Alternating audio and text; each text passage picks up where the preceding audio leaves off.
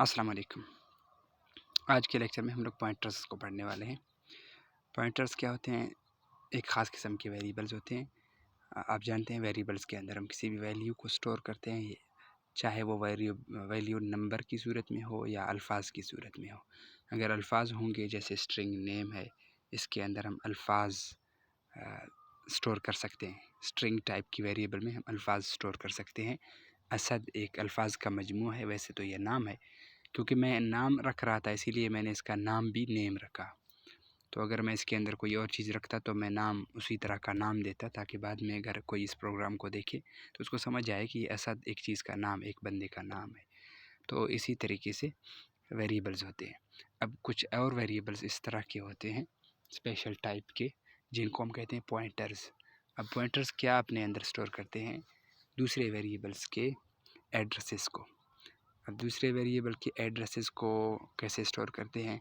एक दफ़ा तो ये देखते हैं कि दूसरे वेरिएबल्स के एड्रेसेस हमें मालूम कैसे होंगे, यानी कैसे हम एक वेरिएबल के एड्रेस को निकालेंगे। एड्रेस के बारे में एक बात और भी क्लियर करता चलूँ कि जब हमारा प्रोग्राम रन होता है उस वक़्त वो मेमोरी में हर वेरिएबल को कोई एड्रेस असाइन करता है, कोई एड्रेस देता है कि जी तुम इस एड्रेस पर स्टोर हो जाओ, तुम उस पे, बल्कि उसको उठाकर उस एड्रेस पर रखता है।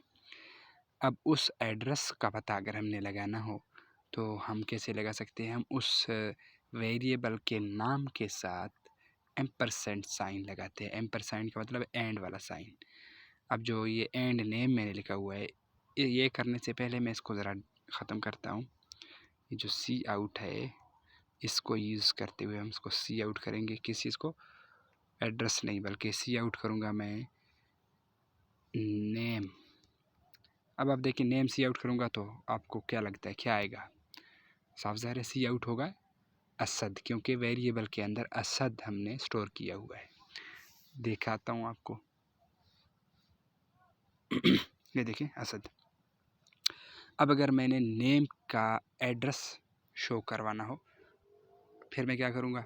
यानी नेम वेरिएबल का एड्रेस, नेम वेरिएबल को मेमोरी में जिस जगह पे मेरे मोबाइल ने, अभी इस टाइम मैं मोबाइल पे प्रोग्रामिंग कर रहा हूँ, कंप्यूटर ने, अगर मैं कंप्यूटर पे प्रोग्रामिंग करूँ तो मेरे कंप्यूटर ने, मेरे मशीन ने इस नेम वेरिएबल को किस जगह पे रखा है, उस जगह का पता लगवाना हो तो क्या करेंगे? इसके साथ हम लोग लगाएंगे एम्परसाइंड। अब इसको मैं सी आउट करूँगा, इसका मतलब है कि इसका जो एड्रेस है वो हमें नज़र आएगा। अब देखें, ये इसका एड्रेस है। मेमोरी में कुछ इस तरह के एड्रेसेस होते हैं, 0x फिर आगे ब्ला ब्ला जो भी लिखा हुआ है। इसको कंप्यूटर, हमें इसकी ज़रूरत नहीं, कंप्यूटर इसको खुद रीड करता है, ख़ुद इसको पढ़ता है, लिखता है, जो भी करता है। हमें इसकी ज़रूरत जब पड़ती है तो हम इसको पॉइंटर्स में सेव करते हैं, जो हम अभी आगे पढ़ने वाले हैं। एक बात और आप नोट करें, अभी इस दफ़ा देखें, इस प्रोग्राम ने इसको यहाँ पे ये वाला एड्रेस दिया है। अगर इसको मैं बैक करके दोबारा रन करूँ ना, तो मे बी कि वो उसको और एड्रेस दे। ये देखिए, तो मुख्तलिफ़ दफ़ा प्रोग्राम लोड होने पर मेमोरी इस चीज़ को, इस नेम वेरिएबल को मुख्तलिफ़ जगहों में रखता है। जैसे कि एक दफ़ा मैं गूगल क्रोम भी चला रहा था और ये भी प्रोग्राम चला रहा था मिसाल के तौर पे। तो पहली दफ़ा जब मैंने लोड किया तो इसने गूगल क्रोम वाली जगह छोड़ के दूसरी जगह इसको रख दिया। इस गूगल क्रोम के जो चीज़ें थी, जो मेमोरी में जहाँ जहाँ जो चीज़ रखनी थी, और फिर इसने इस प्रोग्राम के वेरिएबल्स भी मेमोरी में किसी जगह रख दिए।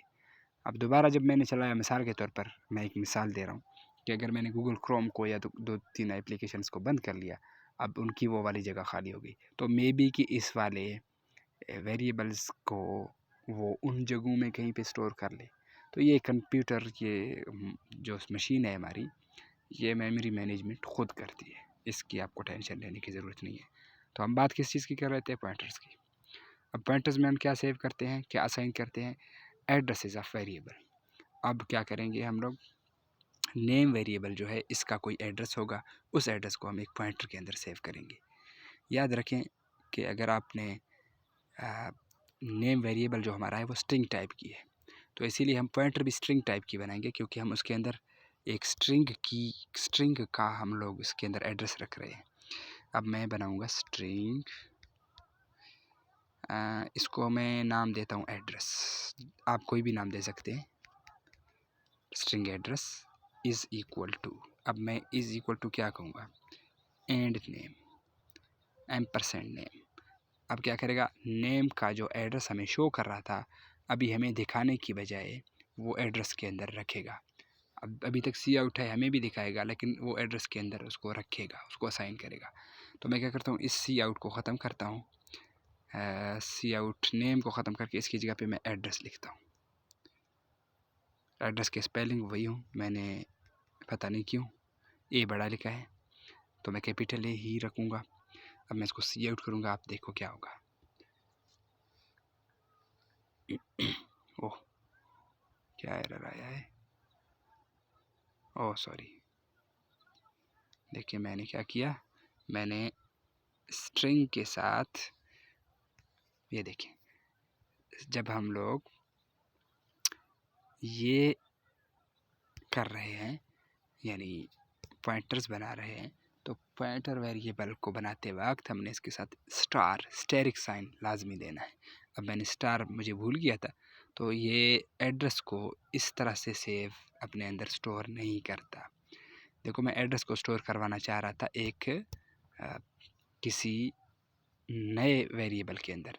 तो अब आपको इस एरर से, शुक्र है एरर हो गया, आप लोगों को ये भी पता चला कि आम वेरिएबल हमारे जो हैं वो अपने अंदर एड्रेस को सेव नहीं कर सकते, स्टोर नहीं कर सकते। तो अब देखो मैंने इसका पॉइंटर बनाया, अब मैं इसको सी आउट करके देखता हूँ। अब देखें सी आउट क्या हुआ, एड्रेस हो गया। एड्रेस क्यों सी आउट हुआ, क्योंकि हमने इसके अंदर एड्रेस रखा हुआ है। एड्रेस के अंदर हमने नेम का एड्रेस रखा हुआ है, जब हम सी आउट करते हैं तो वो एड्रेस निकाला जाता है। तो एक और चीज़ है, अगर हमें ज़रूरत पड़े कि हम जो एड्रेस है, इस एड्रेस के अंदर जो वेरिएबल है उस वेरिएबल में क्या चीज़ असाइन है उसकी वैल्यू को प्रिंट करें, तो इसको कहते हैं डी रेफरेंसिंग। तो इसके लिए क्या करना पड़ेगा, मैं एड्रेस के साथ स्टार लगा दूंगा। जब दूसरी मरतबा दोबारा एड्रेस के साथ मैं स्टार लगा दूंगा तो फिर क्या इसको स्टार को डी रेफरेंस कर देगा, एड्रेस को डी रेफरेंस कर देगा। जब डी रेफरेंस कर देगा, डी रेफरेंस का मतलब क्या है कि वो जाकर देखेगा कि जिस एड्रेस के अंदर वो वेरिएबल स्टोर है उस वेरिएबल की वैल्यू कितनी है।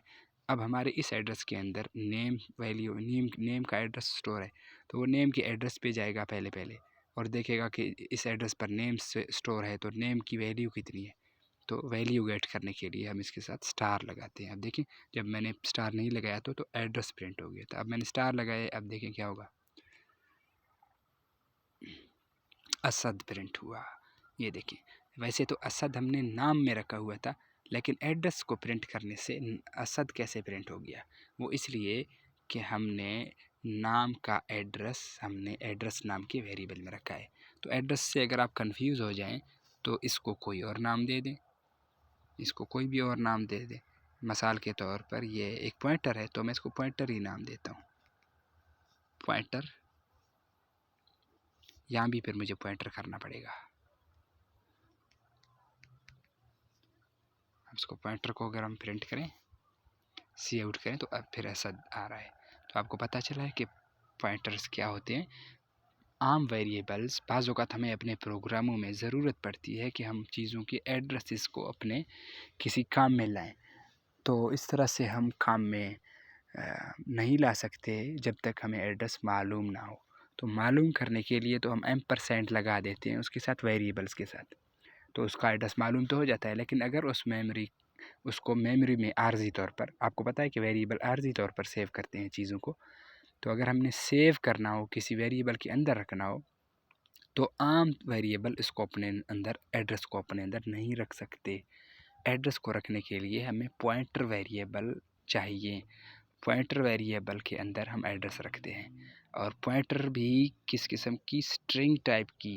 अगर हम स्ट्रिंग की वैल्यू, स्ट्रिंग का एड्रेस रख रहे हैं तो स्ट्रिंग पॉइंटर चाहिए। अगर हम इंट रख रहे हैं तो हमें पॉइंटर भी इंट चाहिए, ठीक है। तो मैं इसको एक दफ़ा चेंज करके ना इंट देता हूँ, मे बी कि इसमें एरर आए या नहीं आए, उम्मीद है इसमें एरर आ जाएगा, देखते हैं। इंट पॉइंटर मैंने रखा है, देखिए एरर आ गया। अगर इसके अंदर ये देखें, अगर मैं स्ट्रिंग करूँ फिर एरर नहीं आएगा। ये आपने पहले देखा हुआ है, इसको दोबारा कंपाइल करने की ज़रूरत नहीं है। उम्मीद है आप लोगों को पॉइंटर्स के बारे में अच्छी तरह समझ आ गई होगी। अगर आपको समझ नहीं है तो कमेंट सेक्शन में ज़रूर बताइएगा। Thank you.